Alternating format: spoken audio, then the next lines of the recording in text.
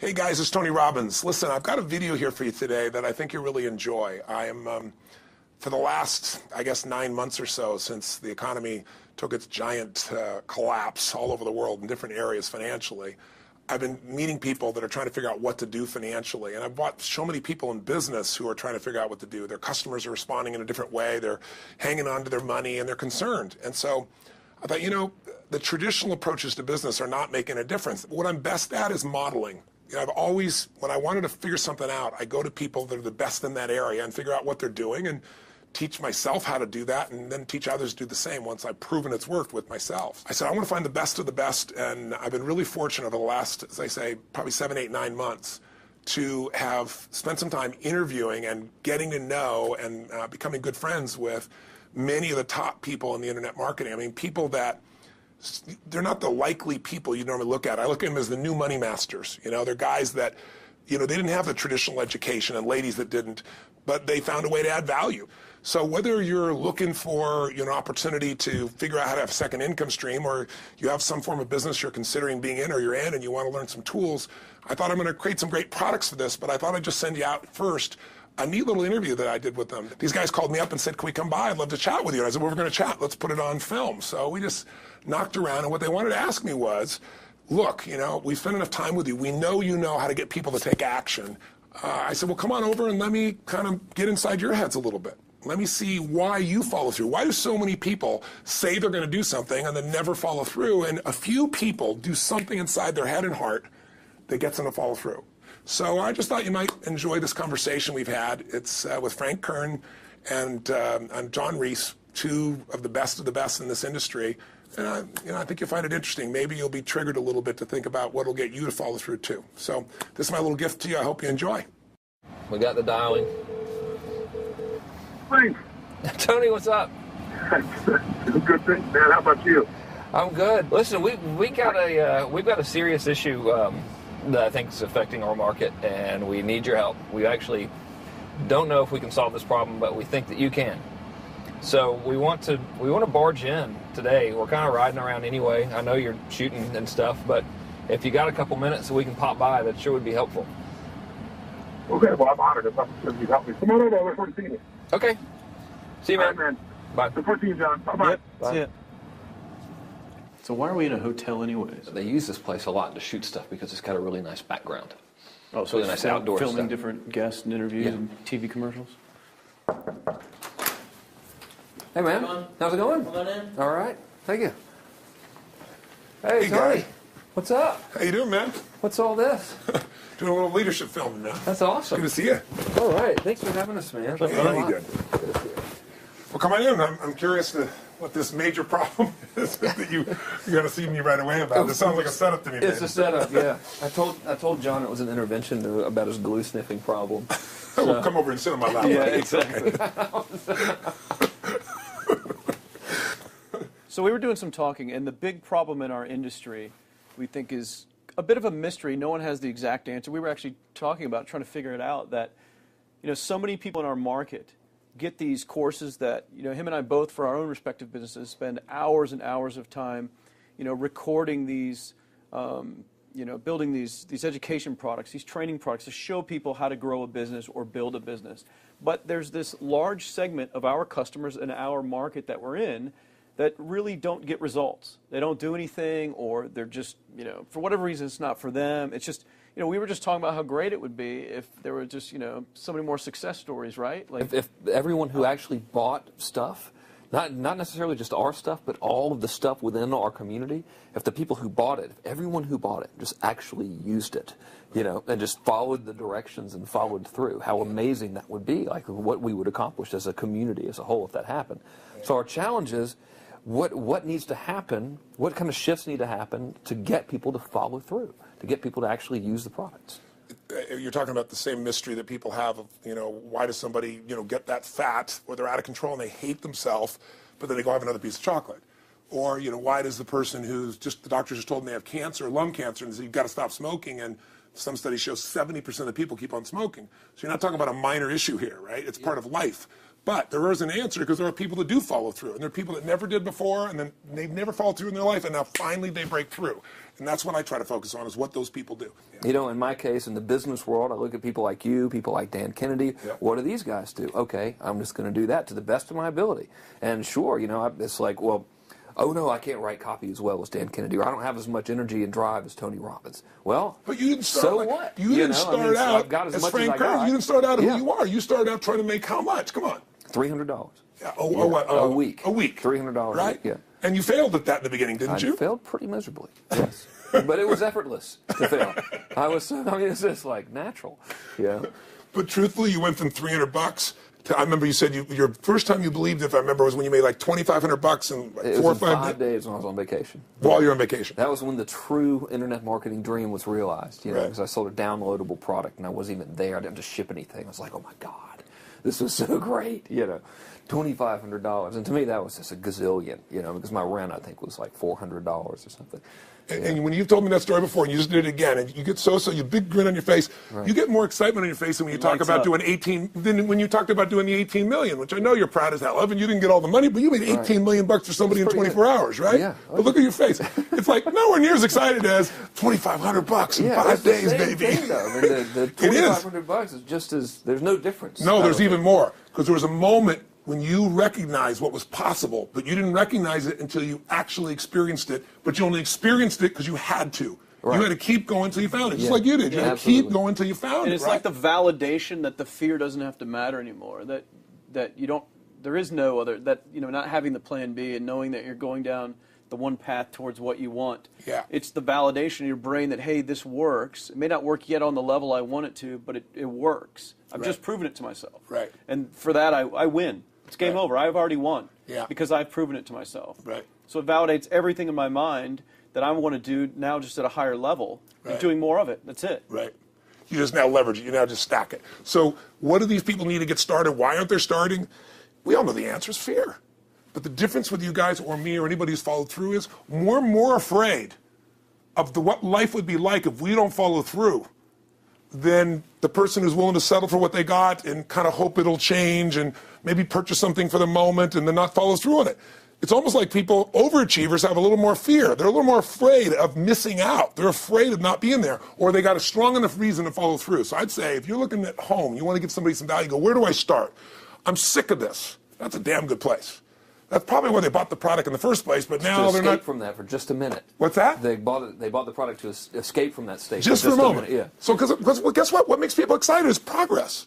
You don't have to be at the goal yet to feel alive again. You have to make progress. And the first step to progress is making a decision and buying the product. But then they don't do the second step, which is open the damn thing up. I think another powerful distinction that you're hitting on here is the fact that a lot of people that have breakthroughs in their lives, like including Frank and I both in different, success stories, situations, whatever you want to call them, is that, people typically hit rock bottom Yeah. before that must is a reality. You're right. So in thinking of that, because a lot of things as well, like we hear in marketing, like if you had a gun to your head right now and you had to make money in the next, 48 hours, what would you do? And that really resonates with people. But so I just wanted to bring this into the conversation because I think a big part of the market of all these people aren't people that have their backs completely against the wall yet. That's right. Okay, so they're not in a must situation yet.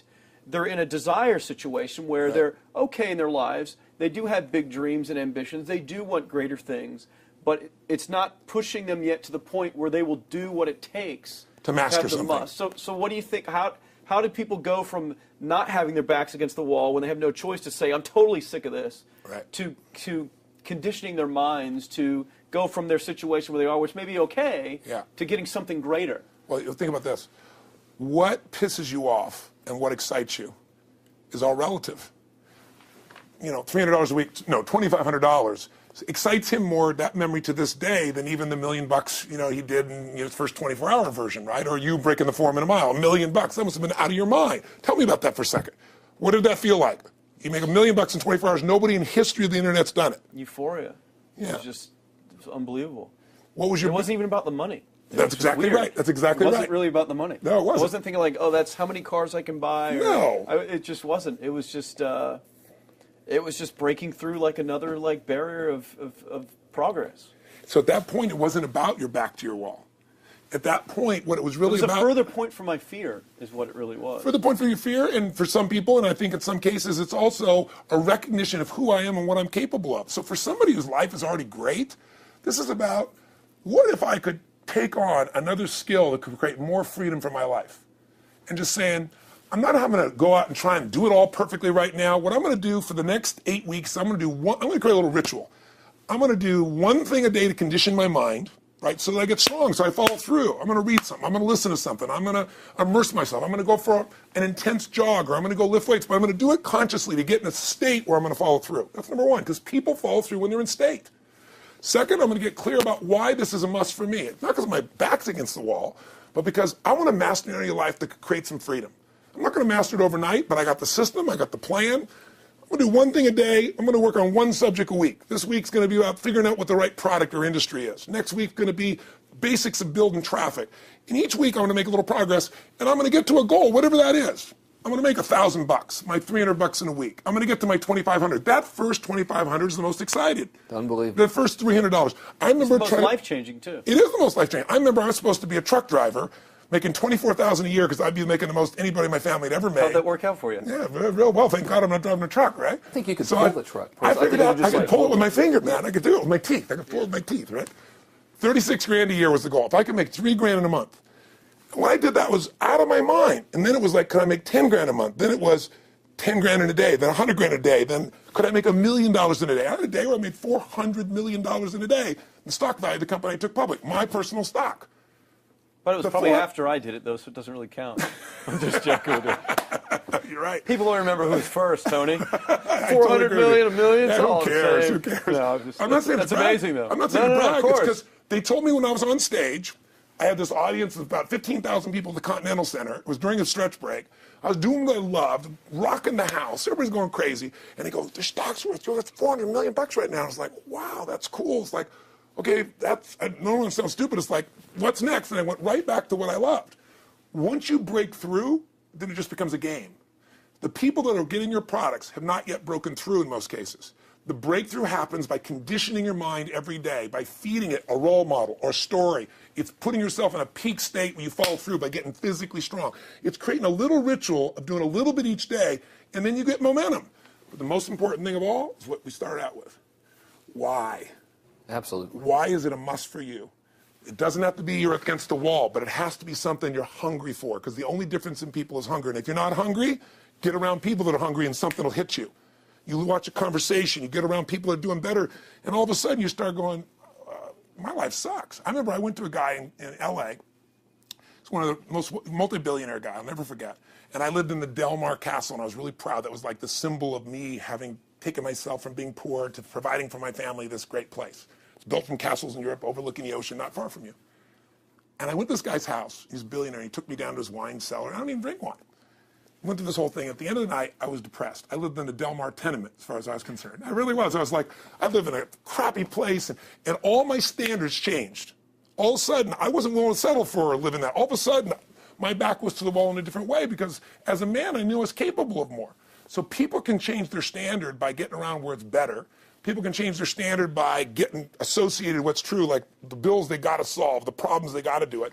Or they can do it because they're excited because it's something new they want to take on. Everyone's different, but they got to find the why, and they got to come up with some daily rituals to get them going, and just do a step at a time. That's where you get momentum. Awesome. That is awesome. So, think about what's the holy grail between somebody taking action or not. It's one word: certainty. When somebody is absolutely certain, the common word is believe, right? But, you can believe at a general level, or you can believe with certain. When you're absolutely certain that if I do this, it's going to get that result, and that result's going to change my life, you'll do it. When you think it absolutely is not going to work, you're never going to do it. The middle no man's land of maybe it'll work, maybe it won't, that's the piece that kills people, right? So if it's a must for you, you got to make it work, right? In our case, right? That's an example. If it's not a must for you and you're not sure, you don't know what to do. So years ago, I'd look around and say, okay, how do people get themselves to follow through that haven't been following through? What's the difference? And I started interviewing hundreds of people, literally, and eventually thousands, because I had thousands of my events. So I'd ask the group to give me their feedback. And I came up with this model. It's like the holy grail of belief, or the holy grail of momentum. It's like the difference between what makes the rich get richer and the poor get poor, right? And the difference we all know is mindset, but like, how's that built? So this is what I did. I created these stupid little 4 little boxes, and I'll scribble it here for you. You think about the first thing that determines whether you can do something or not, and I put that in this first box at the top here on the left side, and it's potential. Like, what's the potential of a human being? Like, when you guys started, you proved something no one had done in history. You ran the 4-minute mile, right? For golly knows how many centuries, they're trying to run a 4-minute mile. Roger Bannister does it. How did he do it? Do you remember? You did it in this industry, right? You made $1 million in a day. No one had ever done that in history, right? After you did it, a bunch of other guys are doing it because it became possible. Roger Bannister didn't just go physically practice. He made a shift in his head. He practiced in his head because he could never achieve it physically, so he had to change in his head first so that the result became certain enough he believed it, and then his body got him through. After Roger Bannister ran that 4-minute mile, within 2 years, 37 people ran a 4-minute mile. Wow. When no one in history had ever done it. Now, here's how it works. The potential for anybody getting your product is extraordinary. They can do what you've done as much, more or less. They can do whatever they want to do. The potential's there. The market's proven that. Whether or not they tap into potential has a lot to do with what action they take, which is the question you came to me with, right? Like, you know, God, they all have potential, but they're not taking action. And we all know that the action they take is going to determine the results they get. That's pretty obvious. So most people have a belief about what their real potential is no matter what you tell them. And that affects how much action they take. And of course, that affects the result. And then ironically, that result reinforces their belief. And then that belief affects it. So I'll give you an example. Let's say a person has unlimited potential, we all agree. But they take little action, little results. Why? Because they have to start with a problem with their belief. They don't believe it's really going to happen for me. Maybe for Frank Kern's because he's got the cool hair and stuff, or maybe it's for you because you're so driven, but it's not me. Maybe Tony Robbins because he's a freak, got these big teeth. Whatever their thought process is, right? They got this thing, right? But what happens is, if you believe that there's very little potential, how much action are you going to take? Nothing, little. And when you take little potential with a little action, what kind of results do you get? Lousy little results. And when you get little results, what does that do to your belief? You go, see, I told you this was a waste of time, told you this wouldn't work. And then what happens? You tap even less potential. You take even less action. You get even worse results, and your belief gets even weaker. And this sucker feeds on itself until you are in a downward spiral. It's poisonous. It's poisonous and it's self-fulfilling.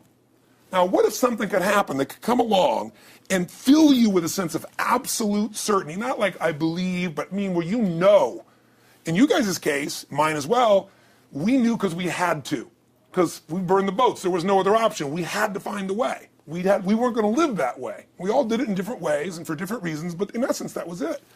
If you get yourself in a state of certainty that this is going to work, I'm going to find the way, and if this doesn't work, I will make the way, then you tap a lot more potential. And when you're certain in your potential, you take massive action. When you take massive action, you really believe in something, you get great results. When you get great results, your brain goes, see, I told you I was a stud. I told you this thing would work out. Now you're even stronger. You tap more potential, take greater action, greater results. That's how you went from $300 in a week to $2,500 in 5 days to $100,000 in a month to $1 million in a day. Same thing with you.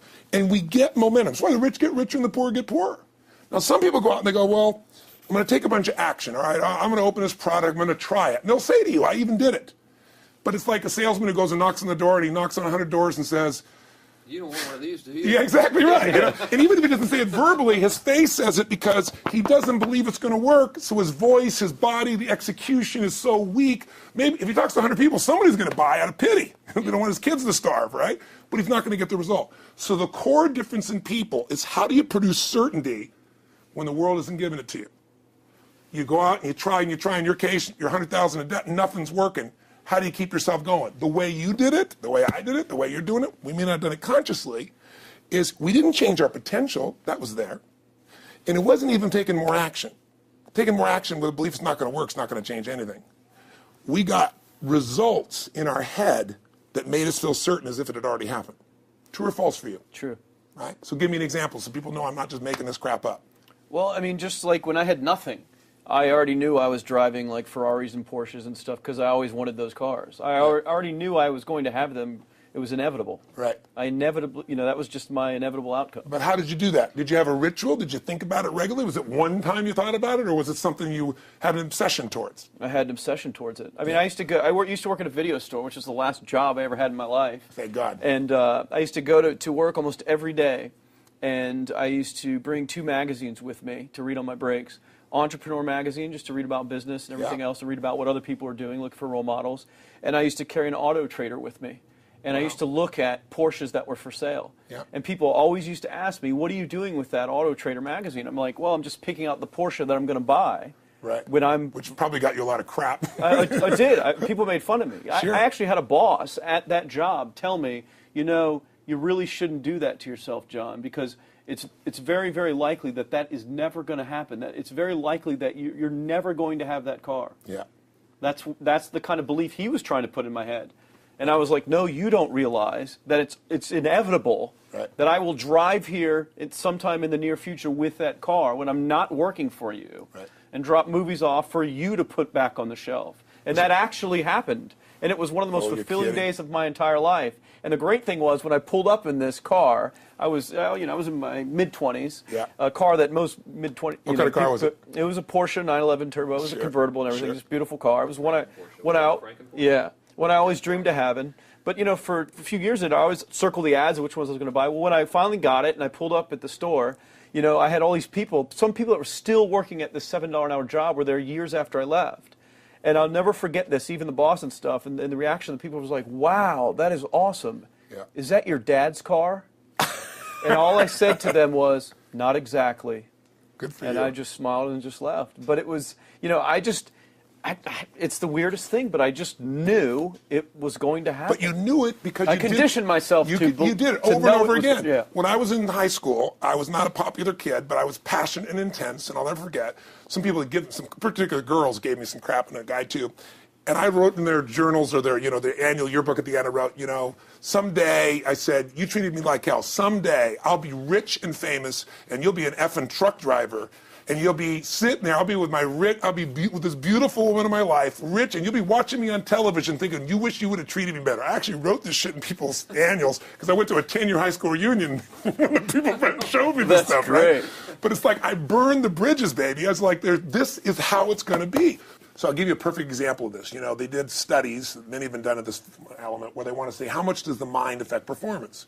So take basketball. And I've worked with a lot of NBA players and turned them around, and one of the problems many of them have is they'll choke on the free throw line. You know, well, everybody knows in that case, if you normally shoot really well and now you're not, something's interfering, something's getting in front of your state, some uncertainty, right? Obviously. So they take a group and say, we're going to make them better. How do you make somebody better who's got this mental block? So they take a group of guys and they're going to do free throws, and they do one group where they just practice for 6 weeks. Totally intense practice, and I forget the number of free throws, but they got to do this many free throws every day. Take a second group, and they have them not practice at all. Obvious. And they take a third group and they don't let them touch a basketball. All they do is have them practice in their mind, but the key is it's not practice makes perfect, it's perfect practice makes perfect, as corny as that sounds. So these guys see themselves making the shot every single time, conditioning their mind and body that it's perfect every time. They're not interrupted by a reality that would screw with them. So at the end of 6 weeks, they tally it up, and now they give them a test to see who has the highest free throw percentage, success. What do you guess it's going to be? Well, the obvious person says, obviously, it's not the guys that didn't practice, but which one is it, the mind, or is it the ones that actually practice? I'm assuming the mind. Yeah, you would assume it because it's true. Right. You intuitively know the truth, that practicing's not enough. It's getting yourself so certain so many times that now when you go to do it, there's no hesitancy, and you execute. It's having that absolute certainty that makes you tap your full potential, take massive action, get massive results, be reinforced having stronger belief. This is what makes somebody a star at anything. It's like Jack Nicklaus, the golfer. He visualized every shot and where it was going, landing right where he wanted it before he ever hit it. Every single time. And what do most golfers do? Every single time. They just take a practice swing and they kind of hope for the best and point in the right direction and hit it. And some of them, if they've had some bad hits, what are they really focusing on? You know, what I don't want to do. Exactly. And that's the same thing here. So I'll show you a little stupid little physical technique for this. So stand up for a second. You guys going to do this with the camera show them? So try this for a second. So just put your feet together, and then put your right index finger straight out in front of you like this. Okay? And all I want you to do is I want you to just turn clockwise comfortably as far as you normally turn. Just notice where you naturally stop. Go ahead and turn clockwise. People at home can do this too. Keep your feet straight. Notice where you stop. Come back around to me. Back around to me. Okay, good. Yeah, you're really good at this, right? Drop your hand. Now let's do something really simple. Close your eyes And you don't even have to visualize, just feel. I want you to imagine your finger coming back up again. And this time, see and feel it coming up. Don't actually make it happen, but feel like it's happening. Imagine in your mind that you're actually doing it. You're seeing it, you're feeling it. And then make it like a game where you turn twice as far this time. Like you're a little kid, you know, somebody measures you and you go, I'm taller, come on, measure me this week. And that desire to do a little further. And then in your mind, do it again. Your feet are straight together, and in your mind, feel your finger coming up, see it coming up, and imagine going 3 times as far this time. And then one more time, bring your finger up, and you're like an owl. Your feet are straight, and you turn all the way around, and it comes all the way around to the front. See it and feel it and enjoy it each time like it's a game, like you can't wait to go further. And you know you do, every time. And when you can feel that, it feels good, then open your eyes, and now put your finger straight in front of you, and turn as far as you can comfortably and see what happens this time. Go. Break my back. Now notice, I don't know if the camera's got it, but you don't even have to ask the camera. You can ask yourselves. Come back around. Did you go further this time, yes or no? A lot further. A lot further. 50% further. 50% Yeah, further. How much further for you? About the same. Yeah. The average person will go 25% further. Now here's the question. Or superior. Or superior pointer. There you go. It's also your right finger pointer. Thank God. So, did you have the potential to turn as far as you did the second time, the first time? Yes. Why didn't you? I didn't believe it, I guess. We have beliefs about stuff we don't even know we have beliefs. You have an unconscious belief about how far you can turn comfortably. The first time I did it, when I pointed straight back, Yeah. I thought I probably shouldn't even go that far, like it was going to hurt me, or that Yeah. I wasn't capable of going any farther. It's like, And how much further did you go this time? And the camera knows pointed it. over there, That's about over exactly there. right. Now here's the difference. The potential was there the first time, and you took action, and you got a result. But it was 50% less than what you did later on, and the only difference is they changed your belief. How did I change your belief?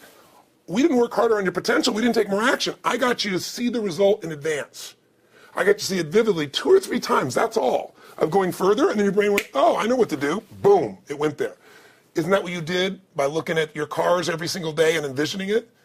I mean, isn't that what you did when you created whatever the vision was? It was $300, $2,500, $1 million in a day? Yeah, that's what's missing for these people. They're not getting that execution is everything, but it doesn't happen if you don't get the psychology set of a state of total certainty. And you just change that 50% in 3 minutes worth of visualization. And visualization is only one technique. Because I was like losing my balance with my eyes closed, because I was kind of like lopsided. So I got one good visualization in. The rest of the time I was like, I sure hope I don't fall down on camera with my eyes closed. It's going to look really dumb. I'm going to do it. So you don't even have to be good at visualization. You can still get the improvement. So I want you to get, you ask the question, what is that difference in people? This changes people's certainty. People are uncertain they're going to succeed. They want it, but they're afraid. The best way to deal with a fear is get a big enough reason that makes you have to succeed, or condition yourself where you see it and feel it so often that you're certain that you just do it. That's all it really takes. That's awesome. You know, this worked. I was thinking of this while you were talking about going to the Sit down so we can hear this, and we'll go. You were talking about working in the video store and looking at the Porsches and stuff. I used to drive around in my car, doing the cold calling with the credit card machines. And one way that I would avoid cold calling, the pain of like cold calling and knocking on doors and everything, would be to listen to your stuff and listen to Jim Rohn's stuff. Wow. Just drive around, no particular destination, just to listen to it. And strangely, I still like to drive around. I prefer to listen to that stuff in the car for some reason. It's because it's where you got imprinted. I guess. I mean, it's like, well, I'll just drive up and down the coast and check out the ocean. Yeah. So I would drive around, and I would envision myself holding those types of seminars and teaching people that kind of stuff. And 3 weeks ago, I was teaching a seminar in San Diego, and I was talking about beliefs and envisioning things, and I had to stop.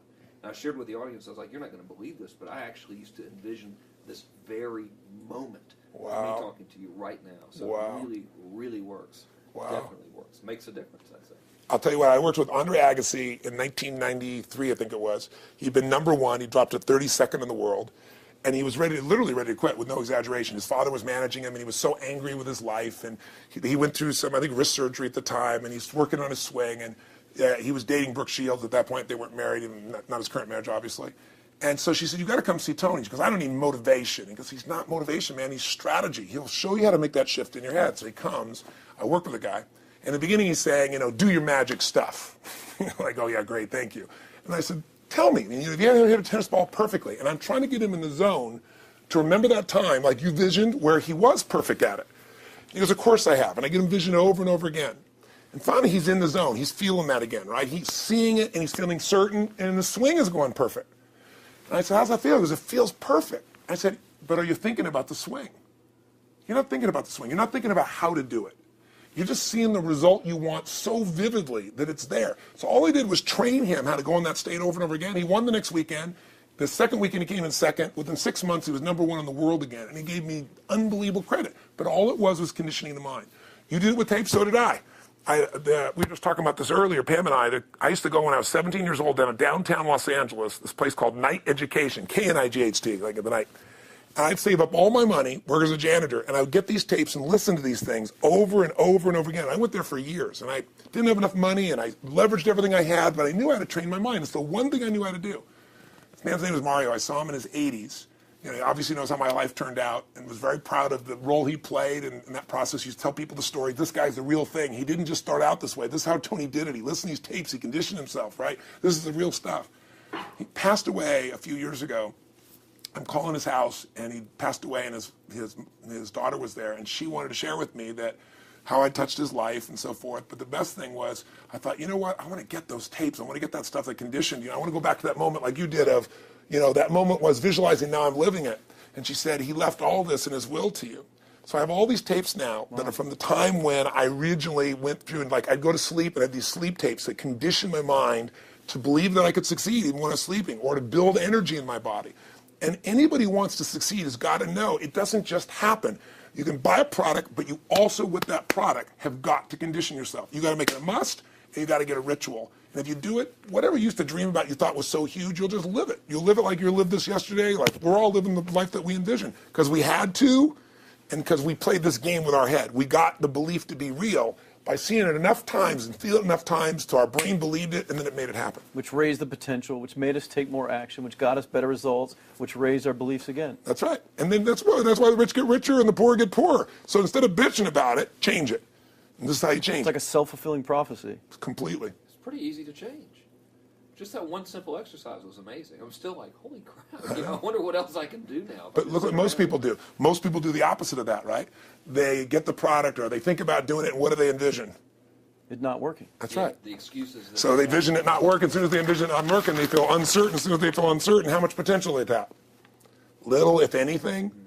And so they send back your product, and they didn't listen to the damn thing, you know? And guess what? What does that do, by the way? They make that as another lousy result in their life. I didn't even follow through on that, and they believe even less. This process is the Holy Grail. It's where the whole game changes, and anybody can do it, and they can do it in a few minutes. And if they do it a few minutes each day, then they get a different life. They do it a few minutes one time, their life changes for the day. We're defined by our rituals. Everybody's got rituals, certain things they do every day. And what we three have in common, and anybody that I know of who has a life that they're living that was once a vision, is we saw it again and again and again, even when it didn't work, even when you lost 100 grand, even when I'm working as a janitor, there's something we would not give up on. And if somebody watching wants to change their life, they got to decide what they won't give up on and then put themselves in the state of momentum by a couple little rituals. That's all it takes. And I think especially when it comes to anything related to making money, like making money products or promises or courses, people are so inundated with scams and all this garbage, true garbage, that, you know, their natural thinking is that they're so skeptical. It's like they fall into the conditioning of, well, if anything's ever going to work, that thing has to prove it to me before I believe anything. So when they go to approach the thing to make more money with, they're like, well, I'm starting at zero, and this thing has to prove to me that it has any potential at all before I believe that it will. Don't you agree with that's the case? Unfortunately, I agree it's the case, but here's the truth. When somebody says to me, in my business even more, because a lot of people think I'm a motivator. I hate that term. That's never been what I've done. I do believe in energy, and I'm passionate. You know, they see 10,000 people in the room rocking, they go, oh, he's motivating them. I believe in peak state. You get a top athlete, you get in a concert, and you get in state, right?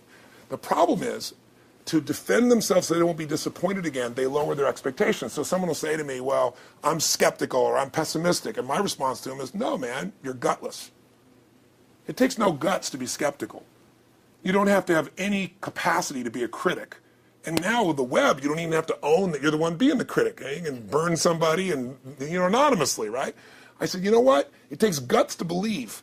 And if you think something's going to do it for you without you putting your guts on the line, you might as well forget it right now. So this idea that I'm skeptical or they got to prove it to me, it's the biggest lie. What that really is your fear talking. You're so scared of failing, you don't even want to get your hopes up. And if you don't get your hopes up, you might say, well, what if they get their hopes up and somebody gets disappointed? How many disappointments have we experienced in our business careers and in our lives? The difference is some people take disappointment and let it destroy them. Other people take disappointment and let it drive them. And you get to choose. Are you going to turn this thing into why it didn't work and a bunch of stories and excuses? Or are you going to take this thing that didn't work and figure out what are you going to do to make it work? And it may not happen the first time, the second time, the third time, but the people that are relentless find the way. And it's the common denominator in all these guys that are kind of our friends or family, money masters, the new money masters is they all did it with will. Nobody here inherited this stuff. Everybody figured it out. And keep figuring it out. And it's going to keep changing. And you say, you know what, 1% of 99% of the money being made is being made by 1% of the people because only 1% of the people will condition their mind and condition their body and follow through some daily rituals. The rest will tell a story about why it didn't work, how it wasn't their fault. And you got two things in life. You got results or you got a story, And too many people think that that 1% is somehow entitled to it and they're not, which is, it's just all in the head. It's all in the their head. belief. It's all in the head, which can be changed with some conditioning, basic conditioning. You just proved it to us. That's fun. That's why I made Get the Edge and Personal Power, because I understood that from the very beginning. Originally it was 30 days, and years later people say, I've heard all the great results and everything else, man, but I don't have 30 days, and I'd be behind the glass, focus group, watching these people want to shake them, like, you don't have 30 days to change your life, I thought, okay, I'll make it 7 days, just one, because after 7 days you get momentum. I mean, think about it. When do people's lives change? In a moment. It doesn't change in 10 years. Your life may have sucked for 10 years, but there's one moment when your whole life changed, the moment you decided. When you said, no more, and I'm doing it, and you kicked yourself in the ass, and you made yourself go do something, right? When you finally said, enough, no more, I quit, or let's begin, or I love you, there's a moment when somebody's life changes. And that can be gotten in a couple of days. So people watching don't have to wait until they've mastered everything. They got to get started and do what's next, and just put themselves in a state where they start making some progress. Well, there it is. I think that's the answer that can help solve that problem with a lot of people. If they'll just pay attention to it and do it. The bottom line is, all three of us and some of the people that we consider as family that are part of this process, we've all done well, and we don't need to do this stuff. We're able to do the stuff because underneath it all, people can see in your eyes, Frank, when you talk about $2,500 you made that day and the joy, right? Or you talking about not willing to settle, and just, I don't care what they say. Tell me I'm going to sit here and I should lower my expectations. I'm going to be driving my car in here and they're going to be delivering a video to me. There's something inside of every human being that will make it click, that'll make it so that today is not like yesterday and tomorrow will be different forever. And that process is an emotional hook. And what I hope is people watching this stuff, maybe something in here will piss them off enough or remind them of something or say there is a plan and it isn't just luck. And if I just get my big enough why, and I get a little system for conditioning myself, and if I start to feel overwhelmed, I just do one next step. And I keep learning and keep moving forward, I will get there. And if we accomplish that out of this conversation, then this conversation was kick-ass and fun, not just for us, but it'll be something that we'll be really proud of a long time. Whether that happens or not really has nothing to do with us, but whether or not people take it in as real and do something with it. I hope they will. I think a lot of people will. I think they will. Thanks a lot. I think it was awesome. Thank you. That's been a I blast. Appreciate it. Your shoot here. Yeah, going back to the next one. Yeah. Thanks, guys. Thanks. Yeah. Thank you. Appreciate it. Really appreciate it.